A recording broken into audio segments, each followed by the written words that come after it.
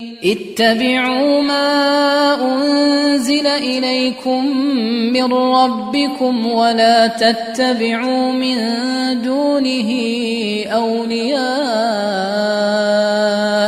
قليلا ما تذكرون. Sama dengan orang yang kesehariannya misalnya senangnya baca-baca berita terus. Ini kita berbicara yang mubah-mubah saja dulu ya. Perkara yang sifatnya boleh saja. Berita terus. Pasti itu berpengaruh di hatinya. Jelas ya? Berpengaruh di hatinya. Dan kadang itu berpengaruh di dalam sikap-sikap kalau dia tidak punya kekuatan ilmu.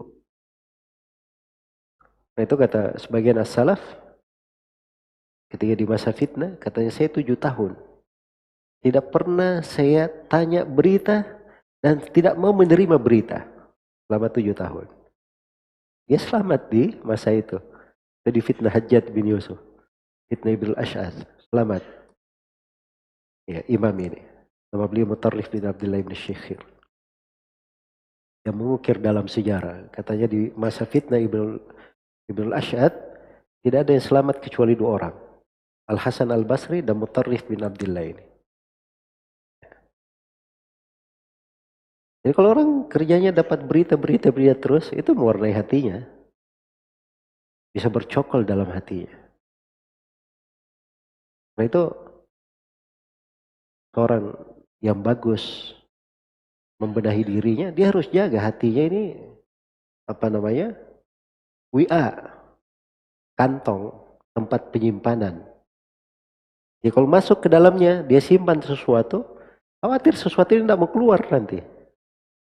Atau sesuatu ini mengotori hatinya, sulit dia bersihkan di dalamnya. Maka jangan memasukkan sesuatu sembarangan ke dalam hati. Ya. Ini kita berbicara perkara yang mubah saja, baca-baca berita. Apalagi kalau dia baca masalah fitnah, itu bukan mubah itu. Masuk ke makruh atau haram. Apalagi kalau yang dia lihat adalah hal-hal yang diharamkan. Jelas ya? Hal-hal yang diharamkan. Yang paling indah itu hati selalu dimakmurkan dengan hal yang bermanfaat. Paling tidak dalam satu hari ada ayat Al-Quran yang dia baca. Dia baca terjemahannya, baca tafsirnya. Berbekas di hatinya. Baca. Tiap hari ada seperti itu. Ketika dia baca dikir paginya, dikir sorenya, dia hayati maknanya. Itu berpengaruh di hati. Berpengaruh di hati. Kalau cuma baca dikir pagi sore, tapi tidak dia renungi maknanya. Tidak dia minta dengan sungguh-sungguh kandungannya kepada Allah. Ini mungkin yang menyebabkan kita merasa kenapa dikir-dikir ini kurang bermanfaat bagi saya. Nah, karena kondisi hati kita memang senang penuh. Penuhnya bukan dengan apa? Kebaikan. Jadi kebaikan ketika masuk hatinya lagi penuh dengan hal yang sia-sia atau tidak berguna. Akhirnya kebaikan ini sulit untuk tinggal di situ.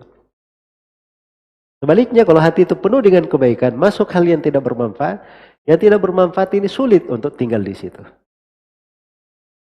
Sulit untuk apa? Tinggal di situ.